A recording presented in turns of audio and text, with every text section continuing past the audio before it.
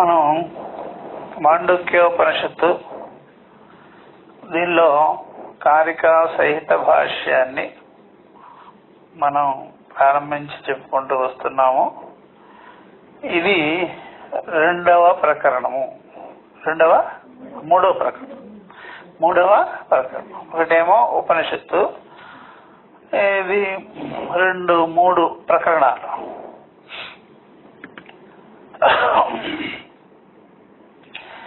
ఉపనిషత్తు ఒక ప్రకరణంతో చేర్చుకొని మరొక ప్రకరణంతో చేర్చుకొని దాన్ని ఏమన్నారంటే ఆగమ ప్రకరణం అన్నారు. ఉపనిషత్తుతో కలిపి ఆగమ ప్రకరణం.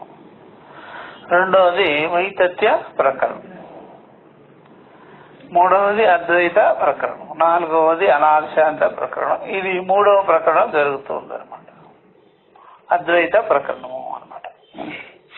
కాబట్టి ఈ అద్వైత ప్రకరణము ఈ గౌడపాద కారిక సహితంగా ఉంటుంది. గౌడపాదలు ఇదంతా కూడా ఈ 12 మంత్రముల మీద బేస్ అయ్యి ఆధారపడి ఇది చెప్పబడింది అనమాట. కనుక ఇది దీనిలో ఆగమ పద్ధతి ఉంటుంది, రెండవది యుక్తి ఉంటుంది, మూడవది అనుభవము. 3 చేర్చుకొని ఉంటుంది. వైతథ్యం అయితే ఓన్లీ యుక్తిత ఏవ, కేవలం తర్క ప్రధానంగా, అనుభవంగా తర్క ప్రధానంగా జరిగింది అనమాట. దీనిలో 3 చేరి శాస్త్రము, యుక్తి, అనుభవం చేరి చెప్పబడింది అనమాట. ఈ అద్వైత ప్రకరణము ఇది దీనిలో ఏవేవి దృష్టాంతములు ఉంటాయో అవన్నీ కూడా యుక్తి, అనుభవాంగ యుక్తి చేర్చుకొనే ఉంటుంది అనమాట. యుక్తి, అనుభవాంగ యుక్తి చేర్చుకొనే ఉంటుంది. దాని గురించి ఎత్తుకోవడమే ఉపాసన విషయంగా చెప్పబడింది అనమాట. ఈ ధర్మము అంటే జీవుడు. అందువల్ల జీవుడు అనగానే కార్యబ్రహ్మం అనమాట. జీవుడు అనగానే కార్యబ్రహ్మం. జీవుడితో ఎవరైనా సృష్టికర్తని, మూల పురుషుడని, లేకపోతే ప్రవక్తని ఎవరైనా లింక్ పెట్టుకున్నట్లయితే వైయక్తికంగా, వ్యక్తిగతంగా, ఎందుకంటే మా గురువు గారు అనుభవాలు ఇది అన్నాడు అనుకోండి. ఎవడైనా మా ప్రవక్త ప్రవక్త యొక్క అనుభవాలు అన్నాడు అనుకోండి, లేకపోతే దేవుడు నాకు కనిపించి చెప్పాడు అనుకోండి, అవన్నీ కార్యబ్రహ్మంలోకే చేరిపోతాయి. అవన్నీ కూడా కార్యబ్రహ్మంలోకే చేరిపోతాయి అన్నమాట. ఎందుకంటే దాన్ని ఫాలో అవుతాడు కాబట్టి, వాడు దాన్ని అనుసరిస్తుంటాడు కాబట్టి కార్యబ్రహ్మంలోనే చేరిపోతాడు. వాడు వల్ల సృష్టి, స్థితి, లయాదుల్ని ఒప్పుకున్నట్టు అయిపోతుంది. దానిలోనే ఆ మనిషి దానిలో చేరిపోతాడు. కాబట్టి అవన్నీ కూడా ద్వైత విషయమే తప్ప, భేద విషయమే తప్ప, నామరూప విషయమే తప్ప మరొకటిగానే కాదు. అందుకనే మనకి ఎక్కడైనా ప్రపంచంలో ప్రచారం అవ్వాలి అంటే ద్వైతమే అవుతుంది. ప్రచారం ఇవ్వాలంటే ద్వైతమే అవుతుంది. ఎక్కువగా ద్వైతంలో చేరే వాళ్ళే ఎక్కువ ఉంటారు. ఏకత్వము, అద్వైతము అది గురువు గారు ఎవరైనా చెప్పేవారు కానీ ఉంటే చెప్పిన చోటే అణిగిపోతుంది. ఎక్కడ మొదలు పెడతారో వాళ్ళు దానిలోకే. అందుకని సర్వానుభవత్వాత్, అనుభవాంశానత్వాత్. శిష్యుడికి చెప్పిన వాని స్వరూపంలో నిలబడిపోతాయి. గురువు గారు స్వరూపంలోనే నిలబడి ఉంటారు. అది ఏమి ఇంద్రియాలకి అప్లై చేసే విషయం కానే కాదు. మళ్ళా మరొక ఇంద్రియానికి కూడా అప్లై చేయలేము దాన్ని. ఒక ఇంద్రియాలకు అప్లై చేసేది కాదు, మరొక ఇంద్రియాలకు కూడా అప్లై చేసేది కానే కాదు. అందుకనే అది దానికి ప్రాపగండ ప్రసారము, వ్యాప్తి ఉండనే ఉండదు. అది అద్వైతం అంటే. ఈ అద్వైతం అనేది ఇక్కడ ఋషులు ఎప్పటి నుంచో ఉపదేశిస్తున్నారు,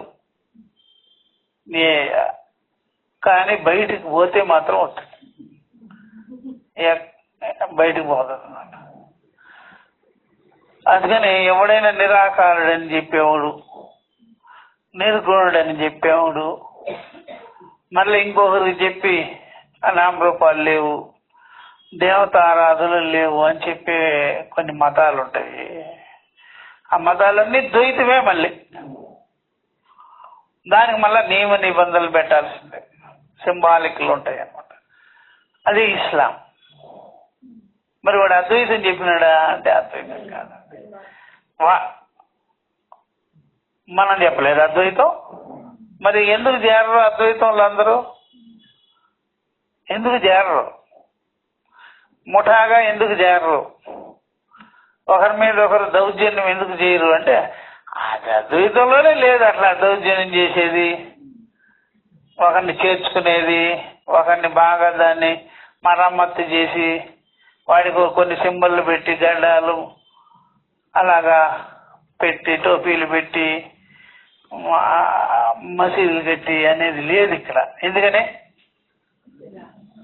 దేహమే లేదంటే మందిరం ఎక్కడి నుంచి వస్తుంది?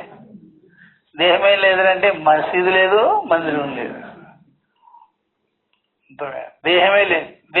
దేవాలయ అనేది కూడా తప్పేది. ఎందుకంటే ఉపాసన కదా. నువ్వు ఆ మనసులో దేవతా భావన చేసుకో. అందుకనే దేవాలయ అనొచ్చు అక్కడ. అందుకని మనసులోనూ దేవతా భావన చేయొచ్చు, విగ్రహంలోనూ దేవతా భావన చేయొచ్చు, నీళ్ళల్లోనూ నిప్పుల్లోనూ దేంట్లోనే చేసుకోవచ్చు. కానీ నామరూపరహితమైన సజాతి, విజాతీయ, సగత భేదరహితమైనటువంటి జాతి, గుణక్రియావర్జితమైనటువంటి దాన్ని నువ్వేం చేస్తావు? ఎక్కడ పెడతావు? భావనే లేదుగా. అందుకనే ఆ విషయము నీకు స్పష్టంగా తెలిస్తే అద్వైతంతో చేరు. పూర్వీకులు ఎలా ఉన్నారు. కాబట్టి అద్వైతం కాదు, నిరాకారం, నిర్గుణం అనేటువంటిది అవి ఊరికే మాటకే కానీ నీకు అర్థమే తెలియదు. దాంట్లో అర్థం తెలిస్తే నువ్వు ఇట్లా ఎందుకుంటావు? అందుకని అద్వైతులు ఎప్పుడు కూడా ఒకడు గుళ్ళు పగలగొట్టడు, ఒక మనుషుల్ని చంపడు, ఎవరిని ఏమనరు. ఎందుకని? వాళ్ళ అక్కడ రెండవది చూడలే. ఇతర నాణ్యత స్థితి, నాణ్య విజానాతి, చూసారా, నాణ్య శృణోతి అని కదా. రెండవది చూడలే. చూసారా, ఎత్ర ఆత్మయో అభూతత్కే నకం పశ్యేత్ అనేది కదా. ఆత్మే ఉన్నప్పుడు రెండవది ఏం చూస్తాడు, ఏం తెలుసుకోగలుగుతాడు? ఏం లేదు కదా. కాబట్టి నీకు రెండవది కనిపిస్తుందంటే ద్వైతం ఉంది. అప్పుడు ద్వైతానికి ఎన్నో సింబల్ పెట్టుకున్నావు, ఈ గడ్డాలు టోపీలు ధరించుకొని తిరుగుతావు. ద్వైతం అది. అందుకే ద్వైతంలో కార్పణ్యాది దోషములు ఉంటాయి. అందుకని ఎక్కడైనా ద్వైతం ఉంటే కార్పణ్యాది దోషాలు వైష్ణవాదులకి లేవా? శైవులకి వైష్ణవులకి లేవా? నువ్వు కొత్తగా నేర్పుతావా ఇక్కడ? దేనిఫోర్ ఆ వర్గంలో నువ్వు చేరాల్సిందే. కాబట్టి నువ్వు కరుడు కట్టినటువంటి వాడు. ఇక్కడ మెత్తగా దెబ్బలాడితే నువ్వు గట్టిగా దెబ్బలాడతావు అంతే. నీ పరమ ద్వైతం నీది. ద్వేష ద్వైతం. కాబట్టి ఇక్కడ చూసారా, ఈ ఉపాసనాశ్రిత ధర్మాలు, ఆ జీవులు, అవన్నీ కూడా ఉత్పత్తికి పూర్వం లేదు, ఉత్పత్తి తర్వాతే అవి ఉంటాయి. కాబట్టి అట్లాంటి విషయాలన్నీ చెప్పేవాళ్ళు, భేదపూర్వకంగా వాళ్ళంతా కృపణ ఆత్మ చూసారా, హననాహ, ఆత్మ హననం చేసుకున్నారు, స్వరూపం వాళ్ళు చంపుకున్నారు అని మనకి 1 నుంచి మొదలయ్యి చూసారు. ఎక్కడైతే నువ్వు రెండవది చూడలేదో, రెండవది నువ్వు పుట్టినట్టుగా, పెరిగినట్టుగా, అట్లా సృష్టి స్థితి లయాదులు చూడలేదో అక్కడ రెండవది లేనే లేదు. కాబట్టి నువ్వు చూసినా చేసినా చెప్పినా రెండవది లేనే ఉన్నదే ఒకటే, రెండవది లేనిది సమంతత. అట్లా వ్యవహార పరంగా నీకు తోస్తున్నా సరే అది నిజంగానే కాదని నీకు కూడా చెప్పారు అన్నమాట. అందుకని మళ్ళీ ఈ జీవరాశులందరూ ఎలా పుట్టారు ఏమిటి అంటే ఇదంతా కూడా అవిద్యా విషయమై ఉన్నది. అవిద్యాకాలంలో జరిగినటువంటి విషయము, చెప్పుకునే విషయాలు. అందువల్ల ఘటాకాశం మహాకాశాలని దృష్టాంతప్రాయంగా ఇచ్చి కూడా చూపించినారు అనమాట. అది వివాదం లేదు ఇచ్చట.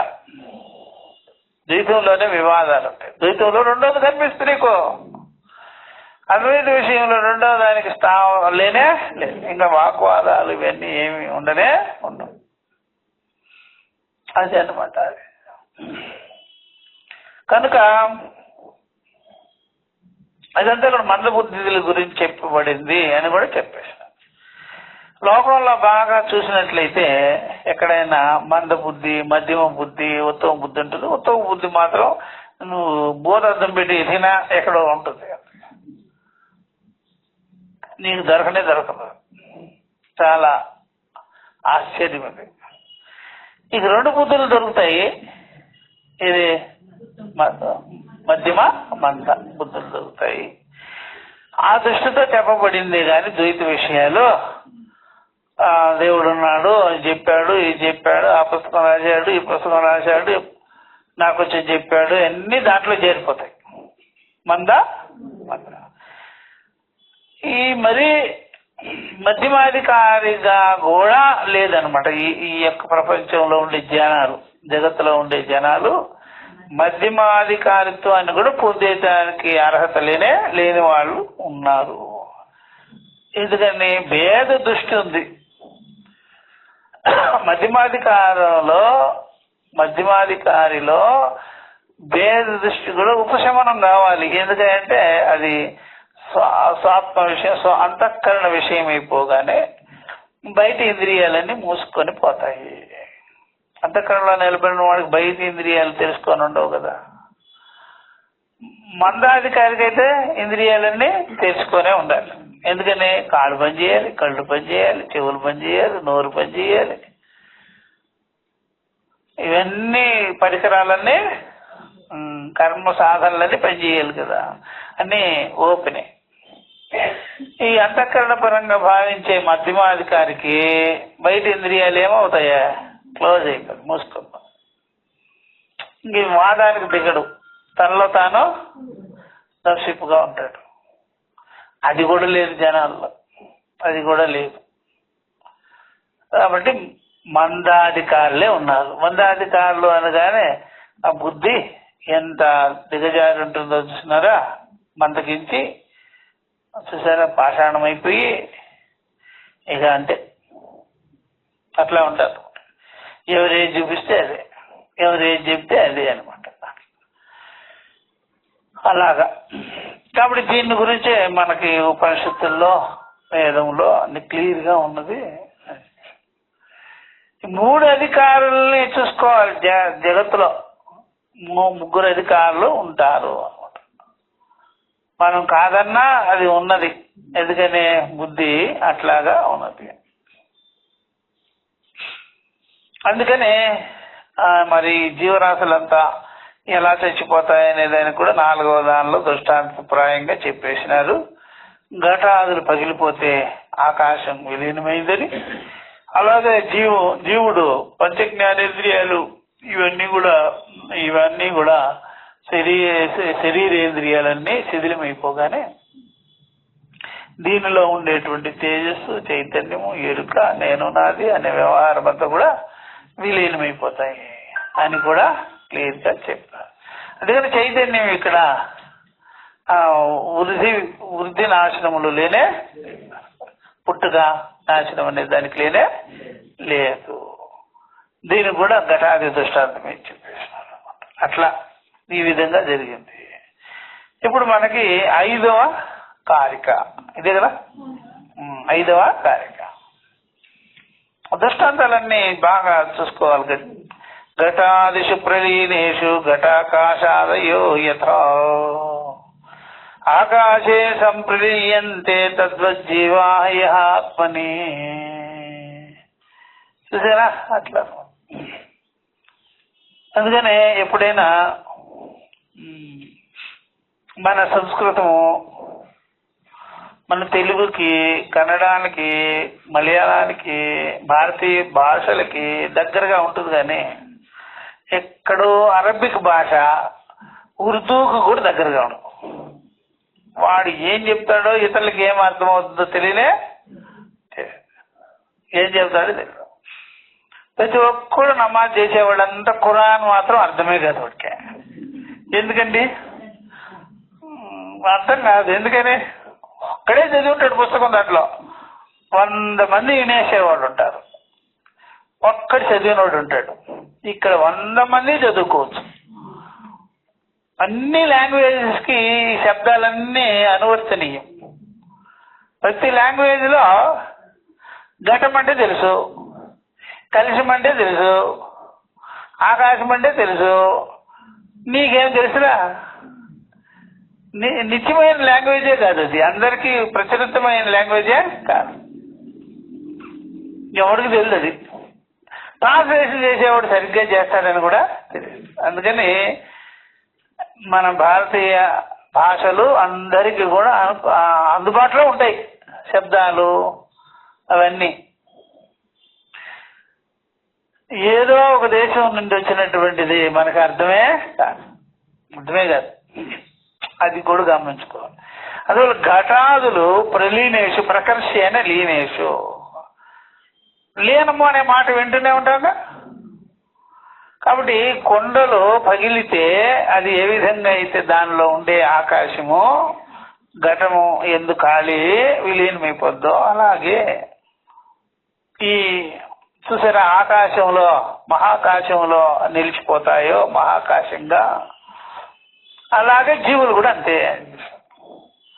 ఈ జీవులు కూడా జీవుల్లో ఉండేటువంటి జీవ చైతన్యం ఉందే, ఇంద్రియాలన్నీ వ్యాపించుకున్న ఎరుకు తత్వము, ఆ యొక్క తెలివి, జ్ఞానము కూడా జీవ శరీరం ఉందే, ఉపాధి గోళకాలు అన్నీ శిథిలమైపోతుంటాయి కదా.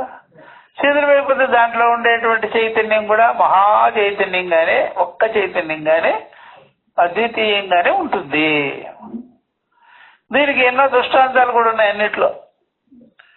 చూసారా, ఒకే నిప్పు 100 రకాలుగా కనిపిస్తుంది, ఒకే నిప్పు 100 రకాలుగా కనిపిస్తుంటుంది.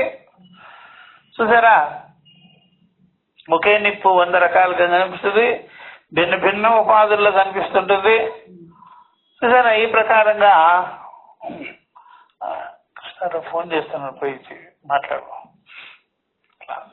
తెలియదు.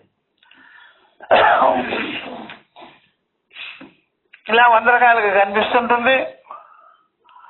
తర్వాత ఒకే జలం కూడా నానా రకాలుగా ఉపాధులుగా గోచరం, ఒకే వాయువు కూడా కనిపిస్తుంది. అది మనకి క్లియర్గా ఉందా లేదా? ఉన్నాయి, ఒకటే. కనుక బాగా తెలుసుకోవాల్సినట్టు రూపం ప్రతిరూపో బహిశ్చ. ఒకే అగ్ని కట్టి ఎందు, ఎనప ముక్కలు ఎందు, అన్నిటి ఎందు, శరీరాదులు ఎందు ఉందని ఉందా లేదా? ఒకే వాయువు ఉందని లేదా? అట్లాగా అనేక రకాలుగా గోచరమా వస్తుంది. మళ్ళా ఉపాధి భోగానే నశించిపోతాయి అట్లాగనమాట.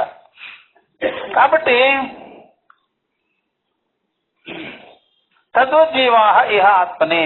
ఆ విధంగానే జీవులు కూడా అంతేనయ్యా, విలీనమైపోతుంది. శరీరేంద్రియాదులన్నీ నశించగానే ఆ శరీరేంద్రియాలలో ఉండేటువంటి చైతన్యం కూడా అంతే అన్నమాట అని 4వ దానిలో చెప్పి, అందుకని జీవుడికి స్వరూపత నాశనం లేదు, నష్టం లేదు. ఉపాధితోనే వికారము ఉన్నది, ఉపాధితోనే వికారం అని చెప్పాము. మళ్ళీ ఇంకొకటి ఏంటంటే, ఎప్పుడైతే మనసులో కోరికలు ఉంటాయి, ఆ కోరికలు ఉన్నప్పుడు జీవుడు కోరిక రూపుడైపోతాడు. కోరికలు లేనప్పుడు జీవుడు కేవలము నిరుపాధికమైపోతాడు. కోరికలు ఉన్నప్పుడు సోపాధికమవుతాడు. కోరికలు లేనివాడు లేనప్పుడు నిరుపాధికమైపోతాడు. కోరికలుంటే సోపాధికం, కోరికలు లేకపోతే నిరుపాధికం. అర్థమైందా? కోరికలుంటే సోపాధికం, కోరికలు లేకపోతే నిరుపాధికం. అది బాగా తెలుసుకోవచ్చు. ఏమన్నా మీరు చూసారా, బయట రోడ్డు మీద 2 వీలర్ తీసుకొని రోడ్డు మీదకి పోవాలంటే మళ్ళీ నెత్తిన ఒకటి పెట్టుకోవాలి కదా, హెల్మెట్ పెట్టుకోవాలి. అర్థమైందా? పాలు తీసుకురండి అంటేనే హెల్మెట్ తీసుకుంటాం ముందుగా. ఎందుకని? పాలు తీసుకురండి అంటే హెల్మెట్ నెత్తిన ఉంటుంది. బజారుకు పోవాలి, కూరగాయలు తేవాలి అంటే హెల్మెట్ నెత్తినకి వస్తుంది. పాలు గీలు అన్నీ ఉన్నాయి అంటే హెల్మెట్ అక్కడ పడేస్తుంది. కోరికలు వస్తే ఉపాధి వస్తుంది, కోరికలు లేకపోతే ఉపాధి ఉండదు. కోరికలు వస్తే ఉపాధి సోపాధికం, కోరికలు లేదంటే నిరుపాధికం. అంతే కదా? కోరికలు అంటే అర్థమేంటి? ఎప్పుడైనా కోరికలు ఉన్నది అంటే ఉపాధికి ఉండే ఇంద్రియాలు, పంచ విషయాలు, కర్త కర్మ క్రియలు అన్నీ సముదాయం అయిపోతుంది అన్నమాట. అది బాగా తెలుసుకోవాల్సింది. అట్లా ఓకే. ఆ కోరికలే లేకపోతే నిరుపాధికంగా ఉంటాడు. అట్లా తెలుసుకోవాలి సార్. కనుక బాగా తెలుసుకోవాల్సింది, ఆ కోరికలు ఉన్నప్పుడు జీవుడు అయిపోయి ఉంటాడు, సంసారి కర్త భోక్త అయిపోతాడు. అప్పుడు శరీరం నశించిపోద్ది, కోరికలతో ఉండే జీవుడు ఉండిపోతాడు. ఈయన ప్రాతిభాషికుడు అంటాడు. ప్రాతిభాషిక జీవుడు మిగిలిపోతాడు. అందువల్ల ఆ ప్రాతిభాషిక జీవుని వ్యాపించినటువంటి చైతన్యం, శుద్ధ చైతన్యం అలాగే ప్రకాశంగానే ఉంటుంది. అది తెలుసుకోవాల్సినటువంటి. ఓకే. కాబట్టి ఎప్పుడైనా సరే మీరు విచారం చేసుకోవాల్సింది, చైతన్యాన్ని ఆధారంగా పెట్టుకొని జీవుడు అనేవాడు మరొక శరీరాల్లోకి ప్రవేశిస్తుంటాడు. కొంతమంది కోరికను పెట్టుకొని మనం శరీరేంద్రియాదుల్ని కలిగి ఉంటాం, కాలదేశాదుల్ని కలిగి ఉంటాం, వ్యవహారాన్ని కలిగి ఉంటాం. కోరికలే లేనప్పుడు ఇక శరీరేంద్రియాదులన్నీ వర్జించేస్తాం. అందువల్ల ఆ కోరికలు ఉండిపోయినాయి కాబట్టి శరీరాంతర ప్రాప్తి క్లియర్గా ఉంది. శరీరేంద్రియాలను మళ్ళీ పొందుతుంటారు అనమాట. అట్లా కోరికలు ఉంటే. కోరికలు లేకపోతే ఏమీ లేనే. అది కోరికలు ఉన్న వాడికి మోక్షం లేదు, ముసల్మాన్కైనా లేదు. కోరికలతో కానీ వ్యవహారం చేసినట్టు భిన్నతలే వాడికి. మళ్ళా పుట్టాల్సిందే. మళ్ళీ పుట్టి ఆ దుష్ట కార్యక్రమాలన్నీ చేస్తుంటాడు. అందుకని కోరికలు లేకుండా ఉండడము అనేది చూసినారా, ఇంకా ఉపాధి రహితమై ఉండడమే. ఉపాధి లేకుండా ఉండడం. వ్యవహారం కూడా అంతే కదా. కోరిక ఉన్నది అంటే వ్యవహారం తెచ్చుకోవాలి. అందుకని శరీరాంతర ప్రాప్తి. ఆ ప్రకారంగా కోరికలు ఉన్నవాడు వెంటనే చావడు, వాడికి వినాశం లేదు. కోరికలు ఉన్నవాడికి వినాశం లేదనమాట. ఎందుకని శరీరాంతర ప్రాప్తి చేస్తూనే ఉంటాడు అనమాట. ఒక శరీరం నుండి ఇంకో శరీరానికి వెళ్ళిపోతూ ఉంటాడు. కాబట్టి వాడికి చావు లేదు అంటే అర్థం ఏంటయ్యా అంటే, బాగా తెలుసుకోవాల్సింది, వాడు చూసారా ఉపాధి రూపంగా వాడు వస్తూ అనుభవిస్తూ ఉంటాడు. సుఖ దుఃఖాలని రాగద్వేషాలని అనుభవిస్తూ ఉంటాడు అనమాట. అట్లా బాగా తెలుసుకోవాలి. అట్లా అనమాట. ఇంకా నిరంతరం ఆ పనిలోనే ఉంటాడు, చావడం పుట్టడం. ఇది కొంతమంది ఒక్కసారి దుఃఖపడతారు, కొంతమంది 100 సార్లు దుఃఖపడతారు. ఒక్కసారి దుఃఖపడేవాడు ఆ కోరికతోనే అయిపోయింది. అనేక కోరికలు ఉండేవాడు 100 సార్లు దుఃఖపడతాడు, 1000 సార్లు దుఃఖపడతాడు.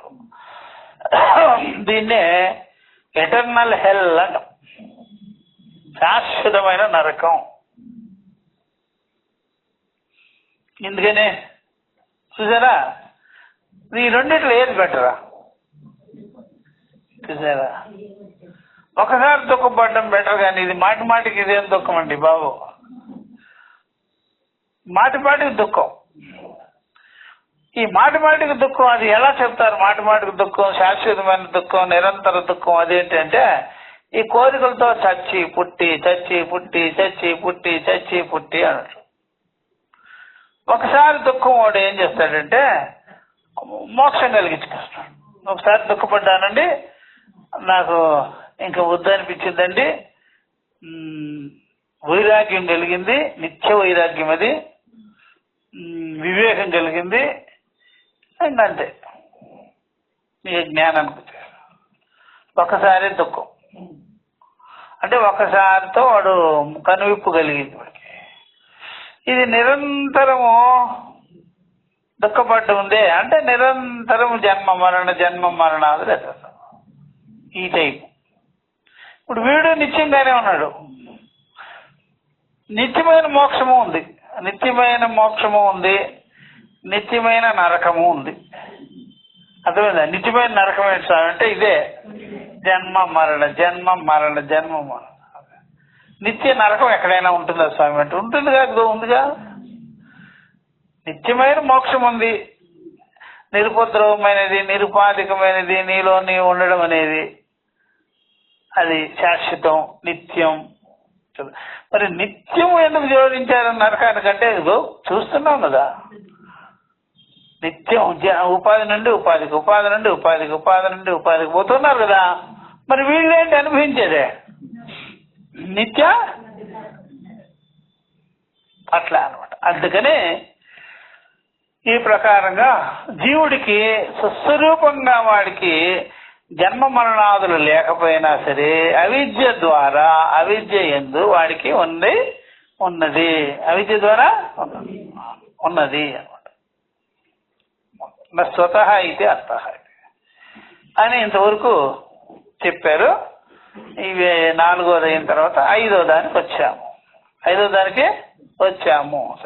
సరే ఇప్పుడు మళ్ళీ ఇంకొకసారి చెప్తాను. యతైకస్మిన్ ఘటాకాశే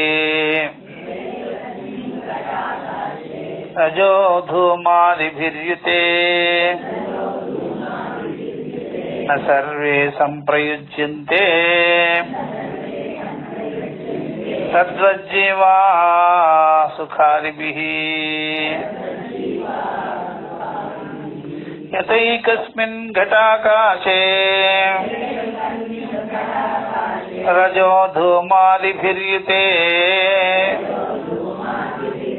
న సర్వే సంప్రయుజ్యంతే తద్వజ్జీవా సుఖాదిభిః.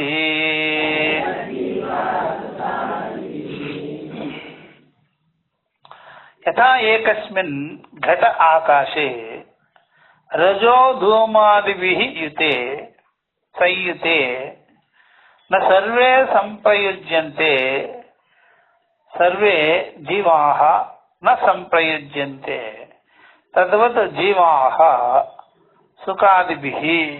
సేమ్ థింగ్, అలాగే జీవాదులు కూడా వాటి యొక్క సుఖాదులు కూడా అంతే, అట్లాగే అని చెప్పేసి. దీన్ని చూడండి, యథా ఏకస్మిన్ ఒకే ఘటాకాశంలో ఉన్నదే ఒక ఘటాకాశం, దానిలో ఒక ఘటాకాశంలో ఆ యొక్క ధూళి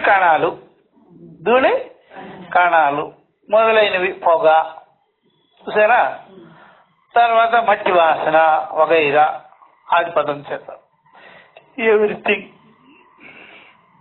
దానికి చేరిపోతాం. వాడు ఏదన్నా బీడీ తాగుతున్నాడంటే బీడీ పొడి కూడా దాని మీద పడచ్చు, కొండ మీద, పచ్చి కొండ మీద పడుతుంది. వాడు ఏమైనా పొగ ధూమము, పొగ, ధూళి, ఇవన్నీ పక్కన ఏదన్నా సరే బళ్ళు గిళ్ళు పోతున్న ఆ ధూము లేచి కూడా దీని మీద ఆకులు ఉంటాయి. చెట్టు ఉందనుకోండి, సన్నటి ఆకులు, అది కూడా రాలి ఆ పచ్చి కొండ మీద అతుక్కుపోతుంది. అట్లా అలాగా ఆ యొక్క కొండ తయారు చేసేటప్పుడు ఆ కొండకి ఇవన్నీ అతుక్కుంటుంటాయి. దాంట్లో ఆకాశము, పొగ, దుమ్ము, ధూళి ఇవన్నీ ఆ కొండలు అన్నిటి కూడా దాన్ని తగులుకున్నప్పుడు అవన్నీ ఆకాశానికి అంటే అనుకుంటారు. ఆకాశానికి అంటే అనుకుంటారు. ఇప్పుడు మామూలుగా మనం ఆకాశం ఉంటుంది, అంతటా ఆకాశం ఉంటుంది. ఈ పొగ గీగ అన్నీ అవన్నీ ఆకాశానికి సమీపంలో ఉండాల్సిందే, ఆకాశంలోనే ఉంటాయి. కానీ ఆకాశానికి అంటనే అంటాం, ఆకాశానికి అంటాం. పొల్యూషన్ అంటాం. పొల్యూషన్ ఆకాశానికి ఏముంది? ఆ పొల్యూషన్ ఏదైనా ఉంటే మనుషులకి సంబంధం, వాళ్ళ యొక్క ఘ్రాణేంద్రియాలకి ఇబ్బంది, శ్వాసకోశానికి ఇబ్బంది. ఆకాశానికి ఇట్లాంటి ఇబ్బంది రానే. అట్లాగే ఆకాశానికి ఎలా అంటావో అంతఃకరణానికి వచ్చేవన్నీ రాగము, ద్వేషము, సుఖము, దుఃఖము, నీతివాదులు, నా వాళ్ళు, నీ వాళ్ళు, వాళ్ళు, వీళ్ళు అనేవన్నీ ఎవ్రీథింగ్ అంతఃకరణానికి సంబంధించిందే కానీ ఇక్కడ శ్వాసకోశానికి సంబంధించింది కానీ ఆకాశానికి ఎలా అంటదో సేమ్ థింగ్ సాక్షి స్వరూప చైతన్యానికి, అనుభవానికి అంటనే అంటదు, అంటనే అంటదు, అంటనే అంటదు. అట్లా అంతా కలిపి అంతఃకరణానికి, అభిమానపూర్వకమైన అంతఃకరణానికి, జ్ఞానపూర్వకమైన అంతఃకరణానికి కూడా అంటారు. జ్ఞానపూర్వకమైన జ్ఞానం ఒక్కొక్కసారి ఎట్లా ఉంటుందంటే తన ఉపాధి ఊరికే చూసుకునే జ్ఞానం కూడా ఉంటుంది, ఉపాధిని దాటుకొని ఉండే జ్ఞానం కూడా ఉంటుంది. ఉపాధికి సంబంధించుకున్న జ్ఞానం ఉంటే అది మీకు ఆరోగ్యం. నా వరకు నేను చూసుకోవాలి, మన బతుకు తెరువు ఏంటో మనం చూసుకోవాలి. ఈ జ్ఞానం మంచిది. మన బతుకు తెరువు మనం చూసుకోవాలనే జ్ఞానం మంచిదే. ఉపాధిని దాటుకొని ఇతరత్ర అనవసరమైన మనకు సంబంధం లేని ఉంటాయి కదా, అవన్నీ ఆ జ్ఞానం ఉందే అది మీకు పనికి మాలిన జ్ఞానం, పరాయి జ్ఞానం. అర్థమైందా? ఏమంటారు? పరాయి జ్ఞానం. అట్లా కొన్ని చెప్పుకోవచ్చు మనం ఎట్లాగైనా సరే. ఈ భూమి మీదకి నా ఉపాధి కోసం నేను వచ్చినానా, అందరి కోసం వచ్చినానా కదా? మన ఉపాధి కోసం మనం చూసుకొని పోతే మంచిది కదా. ఇవన్నీ బయట చెత్తంతా మనకి ఎందుకమ్మా, ఎందుకు ఇవన్నీ? అలా తెలుసుకోవాలి. ఒక గురువు గారి దగ్గరికి పోతారు మీరు జ్ఞానానికి. మీకు మీ జ్ఞానం కోసం వెళ్ళారా, ఇంకా అదే దాన్ని దాటుకోకుండా ఉండే దానికోసం వెళ్ళారా? మీ జ్ఞానం కోసం వెళ్తారు. ఇతరత్ర మీకు అనవసరం ఇవన్నీ. అర్థమైందా? ఆ గురువు గారు ఆయన సంస్థకి సేవ చేయమన్నాడు, జెండాలు ఎత్తుకొని తిరగమన్నాడు, మతం అన్నాడు, ధర్మం అన్నాడు, ప్రాపకండ అన్నాడు. ఇవన్నీ దాటిపోయిన జ్ఞానం ఇది. అర్థమైంది? దాటిపోయిన జ్ఞానమే పనికిరాని జ్ఞానం. మన ఊరికే చూసుకున్న జ్ఞానము మంచి జ్ఞానం. మన ఊరికే చూసుకున్న జ్ఞానం మంచిదే. మనం దాటిపోయిన జ్ఞానం ఉందే అది మనకు ఉపయోగం పడినా చూసారా. మిగిలిపోయిన తిండి మన ఆరోగ్యమా అనారోగ్యమా? మనం తీసుకునే తిండి ఆరోగ్యమా అనారోగ్యమా? ఆరోగ్యం కదా. మిగిలిపోయిన ధనం కూడా అంతే అనారోగ్యమే, దుఃఖం, చాకిరి. మనకు పనికొచ్చే ధనం అయితే మంచిదే కదా అది. అందుకని మనం గురువు దగ్గరికి పోయినాము, ఒక దగ్గర గురుకులంలో చేరినామంటే మన వరకు మనం చూసుకొని పోవాలి, అంతే కదా. నేను ఆ సేవ చేస్తాను, ఆ సంస్థని పైకి తీసుకొస్తాను, దేవుడి గురించి ప్రచారం చేయాలి, నేను దేవుడి గురించి ప్రచారం చేయాలి, దేవుడికి నేను సేవ చేయాలి. సేవ చేయించుకునేవాడైతే వాడు పేషెంట్ అయ్యాడు. ఎవరు? దేవుడు. దేవుడికి నువ్వు సేవ చేస్తున్నావంటే దేవుడు ఎంతలా పేషెంట్ చూడండి, కోమాలో ఉన్నాడా ఏమిటి?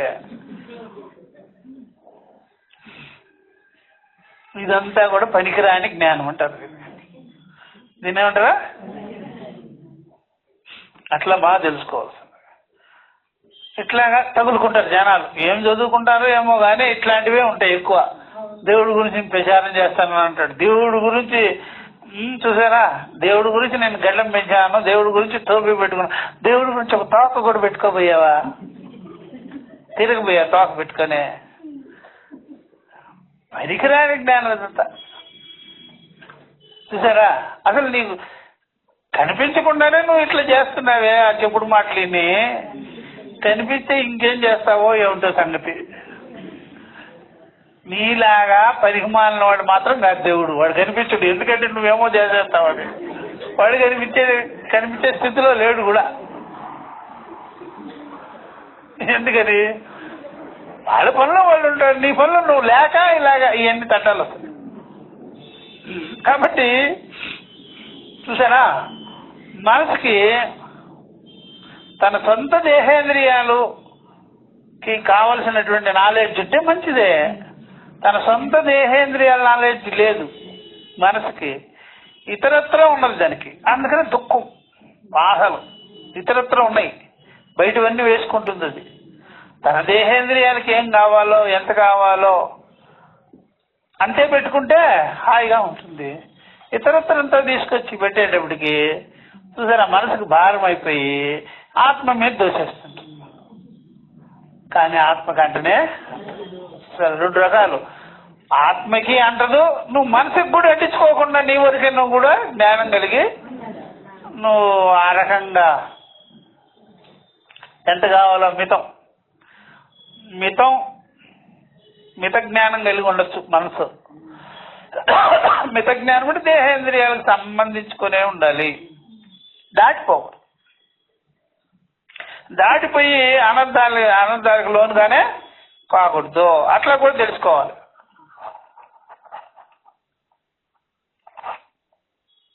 చూసారా, నీ ప్రకారంగా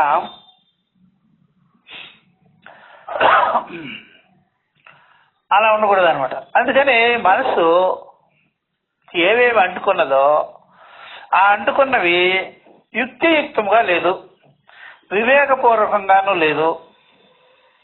వివేకపూర్వకంగా లేదు. అందువల్ల అది ఆ మనసు ఏం చేసింది, బంధంలో పడిపోయి దుఃఖంలో పడిపోయి ఆ దుఃఖం నుండి బయటపడడం చేతగాక తనని వ్యాపించుకున్న తనకు సత్తా అయినటువంటి స్వరూపం మీద తోసేస్తుంది. ఎవరు? ఈ మనసు తోసేస్తుంది అనమాట. అందుకనే నువ్వు ఎలాగైనా ఆలోచించయ్యా, ఘటఘటమైన ఆకాశానికి దుమ్ము ధూళి ఏమన్నా వచ్చినా సరే ఆకాశానికి సంబంధించింది కానే కాదు. అవన్నీ ఆ పచ్చి కొండకి లేక ఎండు కొండకి దానికి ఏమన్నా తగలచ్చేమో కానీ ఆకాశానికి అడ్డుకొనే సేమ్ ఇక్కడ జీవుడికి కూడా జీవభావం ఉన్నవాడు, జీవభ్రాంతి ఉన్నవాడు, మనోరూపుడు, అంతఃకరణ రూపుడు, వాడికి కూడా సరే వాడి యందు ప్రకాశించినటువంటి చైతన్యానికి కూడా అంతనే అంటావు.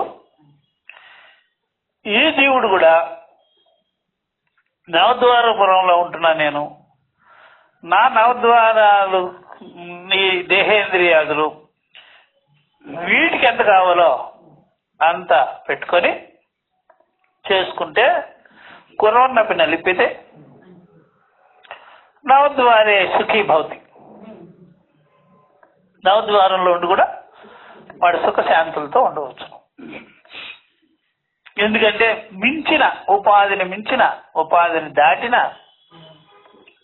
ఉపాధికి ఇబ్బంది కలిగించేటువంటి అంతఃకరణాన్నే అది అది ఇబ్బంది పెట్టేటువంటి ఈ అనాత్మ జ్ఞానం నా దగ్గర లేదు అనుకుంటే హాయిగానే ఉంటాడు. అందువల్ల ఆత్మసుఖాన్ని పొందుతాడు వాడు. చూసారా, యుక్తియుక్తంగా వాడు మనోసుఖాన్ని కూడా పొందుతాడు. మనోసుఖాన్ని, ఆత్మసుఖము ఆత్మజ్ఞానేనా, మనోసుఖము యుక్త్యా రాగద్వేషాలను సమభావం చేసుకొని సుఖదుఖాలను సమీకృత్వ లాభాలాభములను సమం చేసుకొని కూడా ఆయన సుఖాన్ని పొందుతాడు. ఇక్కడ బ్యాలెన్స్ వల్ల సుఖం వస్తుంది, అక్కడ యథార్థ జ్ఞానం వల్ల సుఖం వస్తుంది. ఆత్మ జ్ఞానం వల్ల సుఖము, అంతఃకరణానికి బ్యాలెన్స్ చేయడం వల్ల సుఖం. ఇరువైపులా ఆయనకి సుఖం వస్తుంది. ఇహ పరములు సుఖాన్ని పొందుతారు. చూసారా, అదనమాట. న సర్వే సంప్రయుజ్యంతే తద్వజ్జీవా సుఖాదిభిః అన్నాడు. అప్పుడు ఇది దృష్టాంతం రాష్ట్రాంతికి సరిగ్గా ఇచ్చాడుగా, దా తెలుసుకో.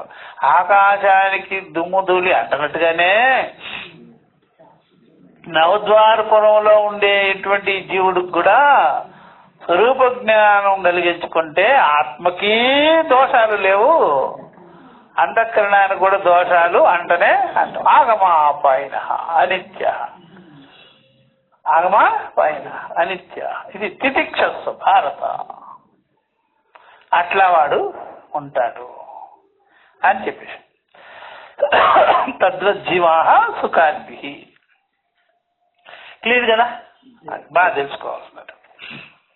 యథా ఏకస్మిన్ ఘటాకాశే రజో ధూమాదిభిః యుతే సంయుక్తే న సర్వే ఘటాకాశాదయః తత్ రజో ధూమాదిభిః సంయుజ్యంతే తద్వజ్జీవా సుఖాదిభిః అని చెప్పేసి. యథా ఏకస్మిన్ ఘటాకాశే అన్నమాట. ఏ విధంగా అయితే ఈ ఘటగతమైన ఆకాశము, దానిలో దుమ్ము ధూళి ఇవన్నీ కూడా చేరినప్పుడు ఆ ఆకాశానికి ఏ విధంగా అంటదో, అలాగ అనిపించినా ఆకాశంలోనే కదా దుమ్ము ధూళి కనిపించాలి, అలాగా కనిపించినా అంటదో. చూసారా, అదే విధంగానే ఇక్కడ చూసారా, ఈ జీవులకు కూడా జీవాహ సుఖాదిభిః, సుఖాదులు, సుఖము దుఃఖము రాగము ద్వేషము ఇవన్నీ కూడా అంటనే అంటావు. ఇది దుమ్ము ధూళితో సమానమే సుఖ దుఃఖాదులని. అట్లాగా స్వరూపత అంటదు. చూసారు, వివేకత అంటదు. వివేకం చేసుకున్న అంతఃకరణానికి యుక్తము అయిపోతుంది. అంటే యుక్తం అంటే అర్థమైందా, వచ్చేది పోయేది, వస్తూ పోతూ ఉంటాయి, తోస్తుందే కానీ అది నిజం కాదు. కాబట్టి నాకు ఇవన్నీ కూడా ఎప్పుడు నిశ్చయంగా నిలబడి ఉండేది గానే కాదు అని తెలుసుకున్న అంతఃకరణానికి అంటదు. నా స్వరూపానికి ఎప్పుడు అంటారు, ఎప్పుడు అని తెలుసుకుంటాడు అని చెప్పేసి. అర్థమైందా? అట్లా మొత్తం వివేకమే. ఒకటి పరమార్థ విచారము, రెండు వ్యావహారిక శాస్త్రీయ దృష్టితోనూ విచారం.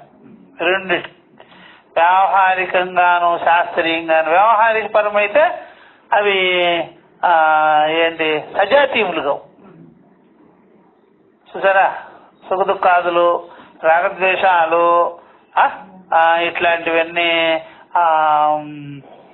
శీతోష్ణాలు, దేహ ధర్మాలు, ఇంద్రియ ధర్మాలు, విషయ ధర్మాలు ఇవన్నీ సజాతీయములు కాదు మనసుకి, వేరు. ఇక ఆత్మకైతే సజాతీయము లేదు, విజాతీయము లేదు, సగటు భేదం లేదు. దీనికి సజాతీయం లేదు కదా, అది సూక్ష్మం కదా, ఇది స్థూలం కదా, సూక్ష్మము స్థూలం కదా.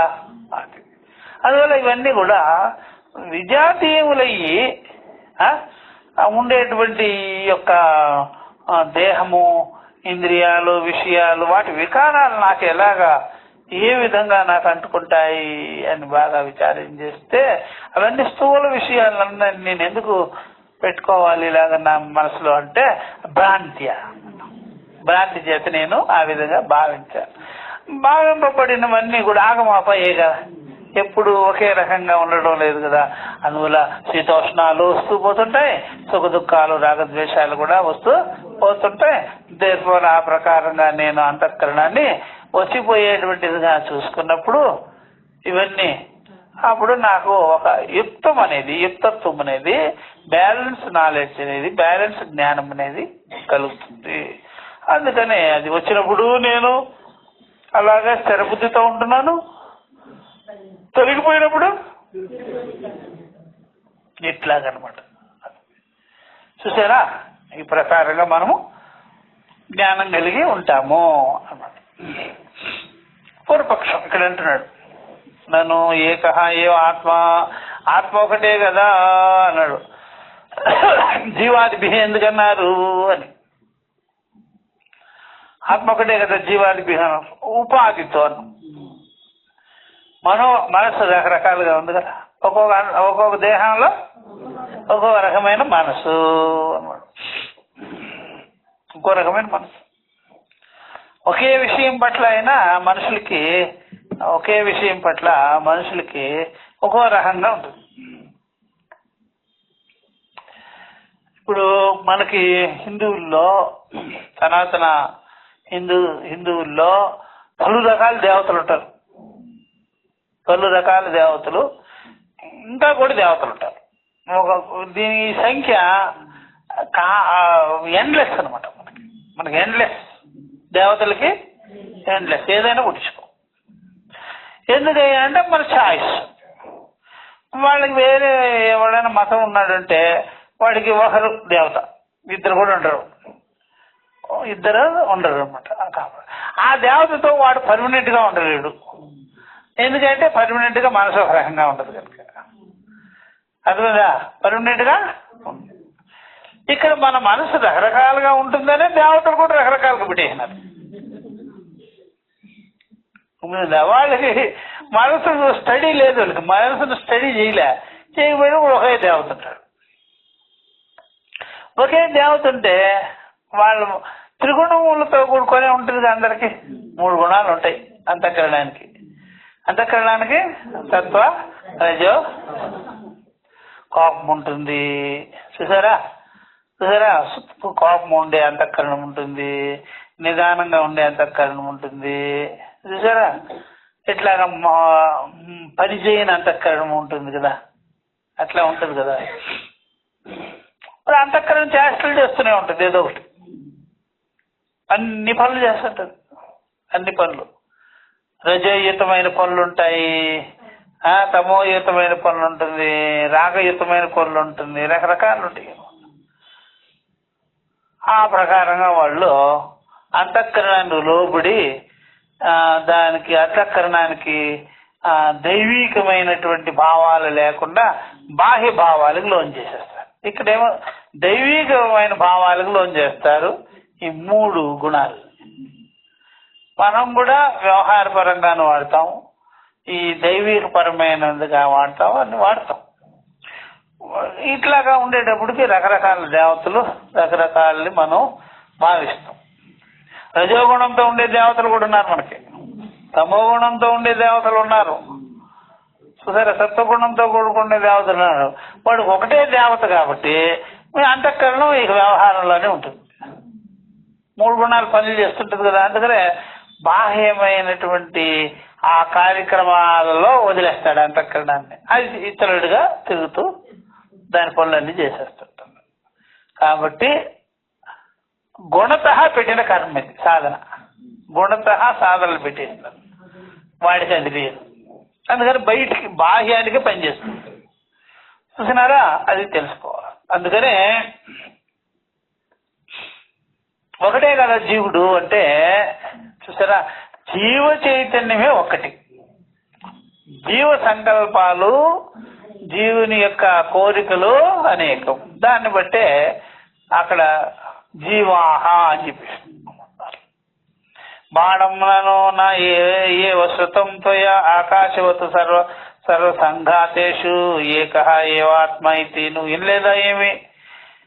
దేహేంద్రియ సంఘాతముల ఎందు ఆకాశం వలె, ఆకాశం ఎలాగా ఒక్కటిగా ఉందో దేహేంద్రియ సంఘాతములలో, అంటే బ్రహ్మ మొదలుకొని పిపీలకు పర్యంతం ఉండేటువంటి దేహేంద్రియాది సంఘాతం ఎందు, దేహేంద్రియములు ఎందు ఆకాశం వలె చైతన్యం కూడా ఒక్కటే ఉండేది అని నేను చెప్పాం కదా ఇదివరకు. చైతన్యం ఒక్కటే ఉండేది, దేహేంద్రియాదులు అనేకం ఉన్నాయి. ఆ దేహేంద్రియాల్లో కోరికలు అనేకం ఉన్నాయి. దానిని వ్యాపించిన చైతన్యము ఒక్కటే ఉన్నది. కాబట్టి ఇక్కడ తెలియవలసింది ఏంటంటే చైతన్యం ఒక్కటే అని తెలుసుకోవాలి. జీవులు, జీవభావాలు, జీవుని యొక్క కోరికలు, ఉపాధులు ఇవన్నీ అనేకమని తెలుసుకోవాలి. ఈ మాట మేము ముందుగానే చెప్పాం కదా, వెళ్ళలేదా ఏమిటైనా పూర్వపక్షం. ఇది ఏకః ఏవాత్మ తరి సర్వత్ర సుఖీ దుఃఖీ చ స్యాత్ అంటాడు. ఆత్మ ఒకటే అయినట్లయితే అందరికీ కూడా సుఖ దుఃఖాలు ఒకటే కావాల్సింది కదా. సుఖ దుఃఖాలు కూడా ఒకటే కదా. సుఖ దుఃఖాలు అందరికి ఉంటాయి, వెరైటీలుగా ఉంటాయి, రకరకాలుగా ఉంటాయి. అర్థమైందా? అందుకనే ఎప్పుడైనా ఒక స్కూల్లో పిల్లలకి అందరికి యూనిఫారం ఒకటిగా ఉండొచ్చు. యూనిఫారం ముసల్మాన్లకి బురకాలు కూడా ఒకటిగా ఉండొచ్చు, గడ్డాలు కూడా ఒకటిగా ఉండొచ్చు, టోపీలు కూడా ఒకటిగా ఉండొచ్చు. తలకాయలో మాత్రం భిన్న భిన్న భావాలు ఉంటాయి. యూనిఫామ్ ఎక్కడుంది? గడ్డాలు. ఆ గడ్డాలు కూడా అందరికి ఒకటికి ఎంత పెద్దది ఉంటుంది, ఒకటికి ఎంత ఉంటుంది. చదువు అంతా ఒకటే ఉంది వాళ్ళకి. ఒక్కడికి చూసారా, ఒకే రకం చదువు ఉండదు, ఒకే రకం పని ఉండదు. ఒకటి పంచిళ్ళు వేస్తాడు, ఒకడేమో ఇంకోటి చేస్తాడు, ఇంకోటి ఏం చేయ, ఒకటి బాంబు పెడతాడు. వాళ్ళ ఇంట్లో పరిస్థితులన్నీ అందరికి ఒకే రకంగా ఉందా? లేదు కదా. మరి గడ్డాలను బట్టి అందరూ ఒకటే రకంగా ఉండాలిగా, టోపీలు పెట్టి ఉండాలిగా. బయటికి యూనిఫామ్ ఇవన్నీ, లోపల రకరకాలు అట్లా అన్నమాట. కాబట్టి ఇక్కడ సుఖము దుఃఖము అందరికి సుఖ దుఃఖాలు ఉంటాయి అందరికీ, కానీ విషయాలు మాత్రం వేరు. కర్మలు, విషయాలు, అనుభవాలు భిన్న భిన్నంగా. నాకు ఈ విషయంలో సుఖం కలిగిందంటాడు, ఈ విషయంలో దుఃఖం కలిగిందంటాడు, వేరుగా ఉంటుంది. అందువల్ల అది బాగా తెలుసుకోవాలి. అట్లా అంతా ఒకటే అనమాట. అందుకనే ఎప్పుడైనా మరి బాగా చూసుకోండి, ఎవరికైనా సరే ఒక ధనం ఉంటుంది అనుకోండి, ఒక ధనం కోసం మతంలో ఉండే వాళ్ళందరూ పనిచేస్తారు. అక్కడ ఇప్పుడు యూనిఫామ్గా చేసింది ఎవరు? మతమా ధనమా? ధనమే. అందరూ ధనమే. ధనవాంఛ వల్ల వాడు దేవుణ్ణి పొగుడతాడు, దేవుణ్ణి తిడతాడు, నిన్ను చేస్తుంటాడు. ధనం మెయిన్ వాడికి అన్నమాట. అట్లా కాబట్టి సుఖ దుఃఖాలు ఉంటాయి అందరికీ. సుఖ దుఃఖాలు భిన్న భిన్నంగా ఉంటాయి. ఒక్కొక్క విషయం పట్ల ఒక్కొక్క దుఃఖము, ఒక్కొక్క సుఖము ఉంటుంది. కాబట్టి అనేక జీవులు మాత్రం లేరు సాంఖ్య సిద్ధాంత ప్రకారం. చూసారా, బ్రహ్మకుమారులాగా అనేక జీవులు ఉండనే జీవుడొక్కడే, చైతన్య స్వరూపుడైన జీవుడొక్కడే. అంతఃకరణాలు భిన్న భిన్నముగా ఉంటాయి. నచైదం సాంఖ్యచోద్యం సంభవతి. సాంఖ్యులు చెప్పిన సిద్ధాంతం ఇచ్చడమని రాదు. నహి సాంఖ్య ఆత్మన సుఖ దుఃఖాది మత్వం ఇచ్చతి బుద్ధి సమవాయ అభ్యుగమాత్ సుఖ దుఃఖాదీనా. కాబట్టి సాంఖ్యులు చెప్పేటువంటి సిద్ధాంతమో రాద్ధాంతమో ఇచ్చారు పనిచేయదు. ఎందుకంటే సాంఖ్యులు ఒక్కొక్క దేహానికి ఒక్కొక్క జీవుడు అంటారు. చైతన్యం ఒక్కటే అనేది మాత్రం అన్నారు. చైతన్యము, అంతఃకరణము, ఇంద్రియాలు, గుణాలు అన్ని చేరికే వాళ్ళకి జీవుడు. ఇక్కడ అలా కాదు, అన్ని చేరికే. నహి సాంఖ్య ఆత్మన సుఖ దుఃఖాది మత్వం ఇచ్చతి బుద్ధి సమవాయత్వ అభ్యుగమా సుఖ దుఃఖాదీనం. కాబట్టి బుద్ధితో ఆత్మ చేరిపోయినప్పుడే సుఖ దుఃఖాలు కలుగుతాయి, ఆత్మ చేరిక లేకుండా సుఖ దుఃఖాలు కలగవు అంటాడు సాంఖ్యుడు. బుద్ధి, ఇంద్రియాలు, సుఖ దుఃఖాలు, ఆత్మ ఇంక్లూడింగ్ సుఖ దుఃఖాలు కలుగుతాయంట. ఎవరు? సాంఖ్యుడు. అట్లాగా చైతన్యం యొక్క చేరికలో చైతన్యం, బుద్ధి ఆది ఇంద్రియాలు కలిసిపోయి సుఖ దుఃఖాలు కలగవు. అలా కలిగినట్లయితే సుఖ దుఃఖాలను గుర్తించువాడు ఉండడు. ఉంటనే అట్లా మనకి కొన్ని సందర్భాలలో ఇళ్లలో కూడా, గృహాలలో కూడా తన దుఃఖానికి కారణం తనకే తెలియదు, తన సుఖానికి కారణం తనకే తెలియదు. తనకొచ్చే బాధలు మనిషికి తెలియలేదు. ఎందుకయ్యా అంటే వివేకం లేదట. వివేకం అప్పుడు కూడా ఎందుకు తెలియదు అంటే వివేకం లేదనమాట. అంటే స్వభావంగానే విడగొట్టుకునే స్వభావము ఉండదు జనాలకి. విడగొట్టాలి. ఎప్పుడైనా ఎవరైనా మనుషులు ఉన్నారంటే, మనసుతో ఉన్నారంటే, బుద్ధి ఆది ఇంద్రియాలతో ఉన్నారంటే, విడగొట్టే మాట విన్నప్పుడే మీరు అంతఃకరణం మీకు రిపేర్ అయినట్టు, బాగా అయినట్టు. విడగొట్టేది వినలేదు అన్నవారు అనుకోండి, విడగొట్టే పాయింట్లు మీరు వినలేదు అనుకోండి. విడగొట్టడం అంటే మీకు భేద దృష్టిని కలిగించటం అని అనుకోవద్దు. దేని ధర్మం అది, దేని ధర్మం అది తెలుసుకోవడం అనేది జ్ఞానం. దాన్ని విడగొట్టడం అన్నాం మనం. అంతేగాని భేదము, అహంకారము, ద్వేషము కలిగించటం కాదు అది. మనుషులు అంటే ఇప్పుడు పశుపక్షాదులు భేదం ఉండదు వాడికి, అందుకని వాడికి రాగద్వేషాలు అవన్నీ తెలియదు. మనిషికి అలా కాదు. విడగొట్టారంటే జ్ఞానం కోసం విడగొట్టడం. జ్ఞానం కోసం విడగొట్టడం వేరు, భేదపూర్వకమైన అహంకారం కలిగించుకోవడం వేరు. అర్థమైందా? విడగొట్టడము భేదం చేయడం అని కాదు, జ్ఞానం కలిగించుకోవడం. విడగొట్టడము అంటే విడగొట్టి వేరు చేసి తెలియడం అంటే జ్ఞానం కొరకు. అర్థమైందా? విడగొట్టి తెలుసుకోవడం అంటే జ్ఞానం కొరకు. విడగొట్టడం అంటే భేదము చేయుటకు కాదు, విద్వేషం పెట్టుకున్నట్టు కాదు. అర్థమైందా? అట్లా అలా ఎవరన్నా కలిగించుకుంటే అది మళ్ళీ జ్ఞానం పోయినట్టే. అట్లా మనుషులు కదా, మనుషులు ఏం చేయాలా? విడగొట్టుకోవాలంతే. విడగొట్టుకునే జ్ఞానం కలిగించుకోవాలి. అది విద్వేషపూర్వకమైన భేదం కలిగించుకోవాలి.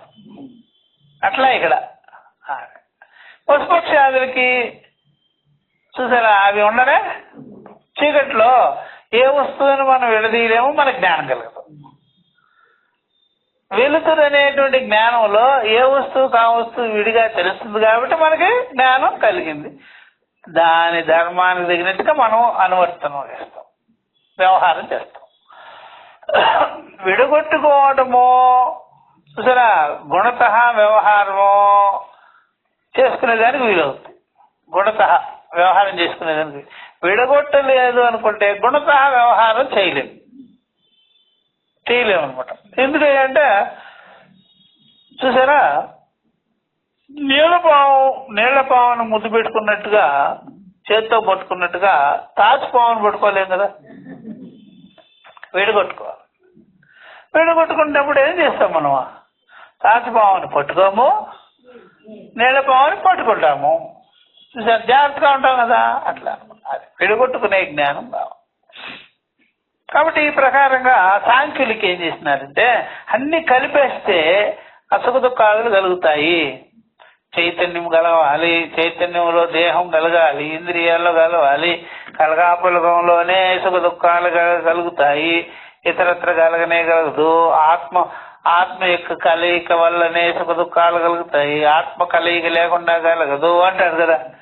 ఆత్మే కలిసిపోతే ఆత్మకు వికారం వచ్చేస్తుంది, తెలుసుకునేవాడు ఉండడు కదా, వికారం పొందేది తెలుసుకోదు కదా. అందువల్ల నిర్వికారంగా ఉన్నవాడు తెలుసుకుంటాడు, వికారం కలిగిన వాళ్ళు. అందుకనే ఎప్పుడైనా మీకు దేనికైనా సరే భౌతిక వస్తువులకి కొద్ది రోజులు దాన్ని సరిచేసేదానికి టైం ఉంటుంది. భౌతిక వస్తువుని టైం తీసుకొని సరి చేసేయచ్చు. అంతఃకరణాన్ని సరి చేయడం అంటే బ్రహ్మతరం కాదు. సరి చేయడం అంటే ఇంత టైం ఏంటి సరి చేసేస్తాను అంతఃకరణాన్ని, నీ వల్ల కాదు. వాడి వల్లనే కాలేదు. ఎవరికి అంతఃకరణ ఉందో వాడి వల్లే కాలేదు.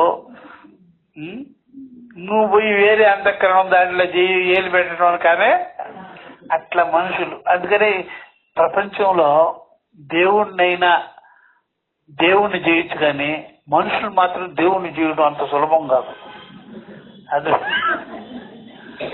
అర్థమైందా? అంత సులభమే కాదు. ఎందుకంటే ఆశ్చర్యం. వాడే బాగు చేసుకోవాలి. ఆడికి అది తెలియదు, వాడికి తెలియదు. అది ఇంకొకరు దాంట్లో ఏలు పెడితే ఇంకేమవుద్ది? సంభవం. అందుకని దేవుణ్ణి అయినా మనం క్లియర్గా తెలుసుకోవచ్చు కానీ మనిషిని మాత్రం అంత సులభం కాదు. చాలా డేంజరస్ ఫిలం. అందువల్ల వీడి వల్లనే అన్ని జరుగుతాయి జగత్ అంతా. అట్లా కనుక అది బాగా తెలుసుకోవాలి. అందుకని దూరంగా లేని దేవుణ్ణి కనిపెట్టేసినట్టంటే మనుషుడు, దూరంగా లేని దేవుణ్ణి అన్యంగా లేని దేవుణ్ణి కనిపెట్టేటట్టు వీడు ఎంత గొప్పవాడో చూడండి. అన్యంగా లేదు దేవుడు, అన్యంగా కనిపెట్టాడు వీడు. ఎవరు? వీడు పని గడుపుకోవాలి కదా. ఎంత స్వార్థపరుడు అంటే అన్నిట్లో ఆదాయం కలగాలి. ఇసుకలో రావాలి, ఇటుకల్లో రావాలి, చెట్లో రావాలి, పొట్టలో రావాలి, బూడిదలో రావాలి, బురదలో రావాలి, దేవుడు వల్ల కూడా రావాలి వీడికి ఆదాయం. ఎంత బిజినెస్ వాడిని ఎక్కడ చూసి వాడి పని పబ్బం గడిపించుకోవాలి అంతే. అంత ప్రమాదకరమైన వ్యక్తి ఎవడైనా ఉన్నాడంటే మనిషి. చాలా ప్రమాదం అనమాట. అర్థమైందా? అందుకని దేవుడు కూడా ఎవరు వచ్చినారంటే జింక వచ్చింది, కుక్క వచ్చింది, నక్క వచ్చిందంటే అలాగైతే నేను వస్తానంటాడు. మనిషి వచ్చేస్తాడంటే పారిపోతాడంటే. ఏమంటే వాళ్ళు వచ్చారంటే మీరు రెడీ అంటున్నారు, మనిషి వచ్చారంటే ఎందుకు పారిపోతున్నారమ్మా? వద్దులేని వాటితో చాలా ప్రమాదం. అందుకని కుక్కకి, నక్కకి, చెట్టుకి, పుట్టకి దర్శనమిస్తాడు కానీ భగవంతుడు, మనిషికి మాత్రం ఈయనే. అందుకనే మీరు రాతిలో శివుని చూస్తారు, విష్ణువుని చూస్తారు. శాలిగ్రామే విష్ణు బుద్ధి. ఇటుకలో చూస్తాం దేవుణ్ణి, చెట్లో చూస్తాం, పుట్టలో చూస్తాం, కుక్కలో చూస్తాం, నక్కలో చూస్తాం. మనుషులో చూడండి అమ్మమ్మ, నేను చూడలేమా. అందుకని ఇంతవరకు మనుషులు దేవుణ్ణి చూడలే మనం. ఏ మనుషులైనా దేవుణ్ణి చూసినారు చెప్పండి మీరు? చూసినారా? ఉపనిషత్తులు వాగుతున్నాయి, తెగ వాగుతున్నాయి. ఉపనిషత్తులు నవద్వారపురే దేహే అంటున్నాయి. దాని వాగుడు దాని దగ్గరే ఉంది. మనుషులు మాత్రం ఇటుకలోనే చూస్తున్నారు, రాళ్ళలో, రప్పల్లో. దేవుడు కూడా నేను త్వరగా వచ్చేది దేంట్లో అంటే రాళ్ళలో, రప్పల్లో, చెట్లలో, కొట్లో, నక్కలో, కుక్కలో వస్తాను కానీ మనుషుల్లో మాత్రం నేను ఆలోచన చేస్తాను. ఎందుకని? అర్థమైందా? అంటే ఎప్పటి నుంచి దేవుడు ఇటుకలో దర్శనమిచ్చాడో అప్పటి నుంచి అలాగే ఉన్నాడు పవిత్రంగా. మనిషిలో కానీ దర్శనమిచ్చినాడంటే 4 బిల్డింగ్లు కట్టేస్తాడని భయం, సంపాదన చేసేస్తాడని, నేను దేవుడు కలిసి భగవాన్ అని చెప్పేసి డబ్బులు పోగేసేస్తాడని దేవుడికి భయం వచ్చేది. ఇటుక మాత్రం పోగేయదు. ఇంకొక ఇటుకను పోగేయదు. దాన్ని ఎప్పటి నుంచో చూస్తున్నాం. అది అట్లాగే ఉంది. పంట పొలంలో ఎప్పుడో నిలబడ్డాడు ఆయన ఇటుక మీద. ఆ ఇటుక అలాగే ఉంది. ఇంతవరకు బంగారం కూడా కాలేదు. కానీ మనిషిలో కానీ భగవంతుడు కనిపించినాడంటే వీడు ఏదో చేసేస్తాడు. కేర్ఫుల్గా ఉండాలి. అర్థమైందా? ఉపనిషత్తులు మాత్రం ఎప్పటి నుంచో చెప్తున్నాయి, నవద్వార హృదయంలోనే ఉన్నాడు పరమాత్మ అని. అవి చెప్తూనే ఉన్నాయి. ఎవరికైనా వినిపిస్తే ఒట్టు, వినిపించకపోవడమే మంచిది అంటాడు పరమాత్మ. అర్థమైందా? ఎందుకని వీడి అంతఃకరణ వీడిని బాగు పెట్టదు. వీడు అంతఃకరణ ఒకటి తెచ్చుకుని ఉన్నాడు కదా, వీడి అంతఃకరణం కోరికలతో కూడుకున్న కామి అయినటువంటి అంతఃకరణం వీడిని బాగు చేయనే. చూసారా, వీడి దగ్గరలో ఉండేవాడిని వీడిని బాగు చేయటంలా, దూరంలో ఉండేవాడిని వీడిని బాగు చేయటం ఏంటి? దరిద్రుడు. వీడు అంతఃకరణం ఒక్క అడుగు ముందుకే ఇస్తే ఒప్పుకోదు అది. ఎందుకని ఒప్పుకోదు? అట్లా అనమాట. అందుకని సేఫ్టీ ఎక్కడుంది దేవుడికి?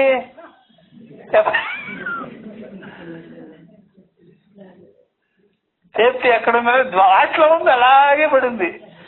దాన్ని కూడా బిజినెస్ లోకి లాగింది ఎవరు? మనుషులే.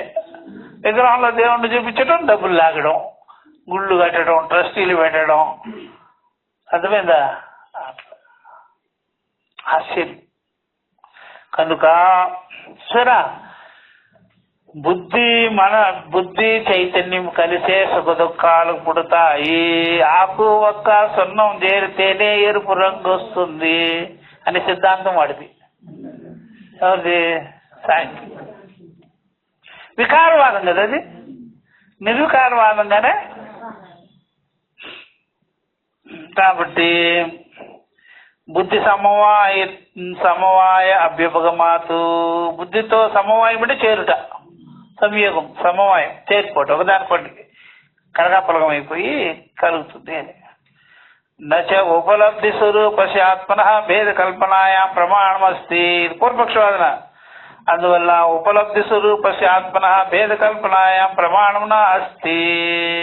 ఉపలబ్ధి స్వరూపం అంటే అనుభవ స్వరూపుడైనటువంటి ఆత్మ, దీనిలో భేద కల్పన చేయడం అనే దానికి ప్రమాణం లేదు అంటాడు. చూసారా?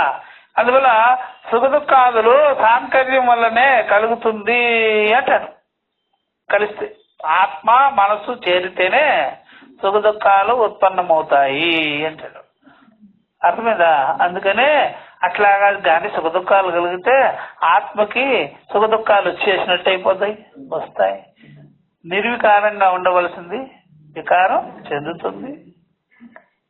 అందువల్ల అదుఃఖి అని చెప్పలేము, ఆత్మని దుఃఖి అని చెప్పాల్సి వస్తుంది. సరే, ఈ దోషాలన్నీ వస్తాయి.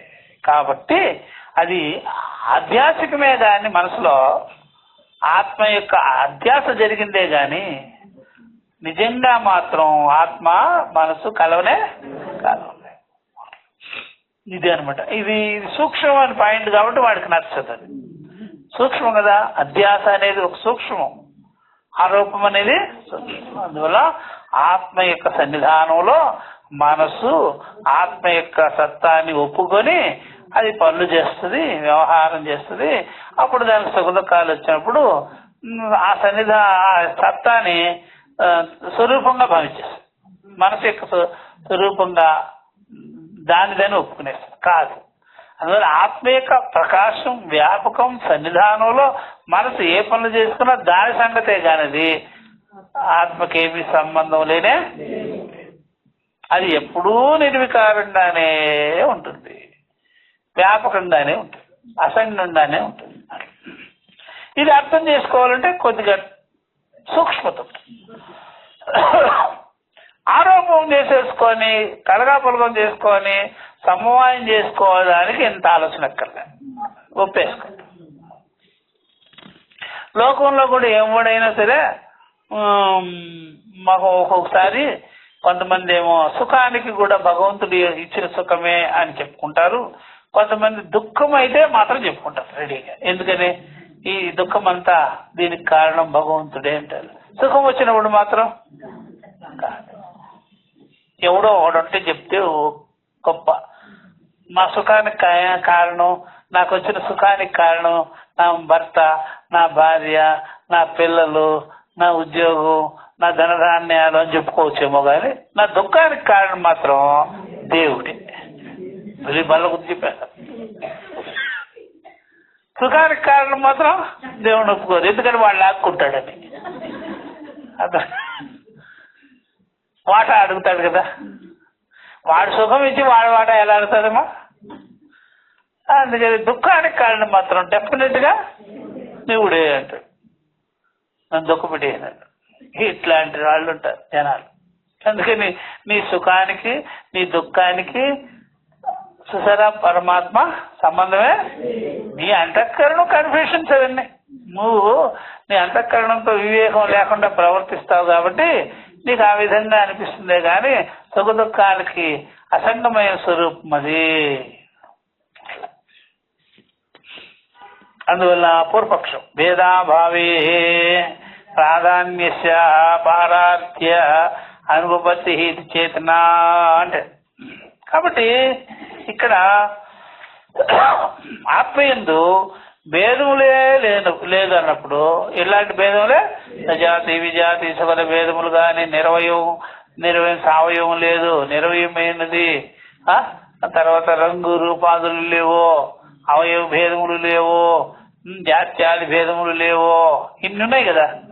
కాబట్టి భేదమే లేనిటువంటి పురుషుడు ఒక్కడే అయినప్పుడు ప్రధాన పరుని చేతనములు అనేకం. ప్రధానం అంటే ప్రకృతి, సాంఖ్యుడు ప్రధానవాది అన్నమాట. ప్రకృతి చైతన్యములు అనేకములు అంటాడు. చేతనములు అనేక పురుషుడు అంటే ఒక్కొక్క జీవుడు ఒక్కొక్క చైతన్యం. అప్పుడు నానా చైతన్యాలను ఒప్పుకోవాల్సి ఉన్నది. కాబట్టి దీనివల్ల పరిణమిస్తుంది అనే సిద్ధాంతము చూసారా. ఇవి సంబంధమే లేదా సంగతము, ఇది సరికాదు. చైతన్య పరిణామం అనేది సరికానే. ఇంకనే భగవంతుడు ఎక్కడో ఉండి, పరమాత్మ ఎక్కడో ఉండి, చైతన్య స్వరూపుడు ఎక్కడో ఉండి, పరిపూర్ణంగా ఉండి, ఒక్కడిగా ఉండి ఇన్ని రకాలయ్యాడు. నామరూపాలయ్యాడు, సకల రూపాలయ్యాడు, సకల భూతములయ్యాడు అనే సిద్ధాంతం తప్పు.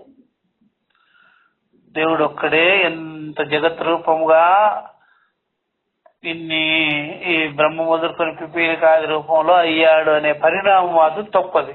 అప్పుడు ఏకత్వానికి వినాశం కలిగిపోదు, నిర్వయవానికి సావయం జోడింపు. పరిణామవాదం వల్ల షడ్వికార దోషాలు ఇన్ని సంభవిస్తాయి. ఏకత్వము, నిత్యత్వము, సత్యత్వము ఉండదైపోతుంది. కాబట్టి ఇదంతా కల్పన, అర్థమైందా? ఇదంతా కల్పన అని చెప్పేసి అట్లా ఏదో చెప్పుకుంటాం. మేము అంతా కూడా దేవుడు శాసనం మీదనే నడుస్తున్నాము అంటారు ప్రతి ఒక్కటి. వీడు స్వార్థపూరితమైనవన్నీ అట్లాగా రాసుకొని పెట్టుకుంటాడు అనమాట. అందువల్ల దేవుడు మగవాడికైనా దేవుడు, ఆడ మనిషికి కూడా దేవుడు ఉన్నాడా? ఇద్దరికి దేవుడు ఒకటేనా, వేరు వేరా? ఆడదానికి వేరేగా చెప్తాడు, మగవాడికి వేరే చెప్తాడా? అందుకనే ఖురాన్లో ఇలాగా దేవుడు ఆడవాళ్ళని దండించమన్నాడు, కొట్టమన్నాడు, తిట్టమన్నాడు. దానికి ఒక రకం రూలు, నీకు ఒక రకం రూలు చెప్తాడా? ఇట్లాంటివన్నీ కల్పన చేసి పెట్టి పబ్బం గడుపుకోవటమే గాని అసలు ఎప్పుడు చెప్పినాడు, నువ్వు ఎక్కడ విన్నావు? పుస్తకంలో రాసింది, ఎవడో రాసేసి దాన్ని పెట్టుకొని నువ్వు అవన్నీ చెప్తారా? అన్నం తినమన్నాడా, తినకూడదు అన్నాడా? అవి కూడా తినే కూడా చెప్పాడట. రాళ్ళు రప్పలు తినమని మాత్రం చెప్పరా. అది వెజిటేరియన్ మాత్రం చెప్పాడు, నాన్ వెజిటేరియనే చెప్పుంటాడు దాంట్లో. దరిద్రము ఇట్లాంటివన్నీ చేసి పెట్టినారు. చూసినారా ప్రతి ఒక్కరు. ఇట్లాగా ఒకటి మీద పడేసి ఎంతకాలం బతుకుతావు? కనుక ఏది చెప్పలేదు భగవంతుడు మనకి, మనంతట మనమే కల్పించుకొని. అట్లా ఏం లేవు అసలు. భగవంతుడికి ఈ దేహాదులకి సంబంధమే లేదు, ఏం సంబంధం లేదు. కేవలం అంతఃకరణ పని ఇదంతా. అంతఃకరణ వివేకం లేనప్పుడు ఇట్లా పనిచేస్తుంది, వివేకం కలిగినప్పుడు జరగదు. ఇప్పుడు సిద్ధాంతం చెప్తున్నాను. ఇది మనం నెక్స్ట్ క్లాస్ లో ఇక్కడి నుంచి చెప్తాం సిద్ధాంతం. ఓం సహనావతు సహనో భునక్తు సహ వీర్యం కరవా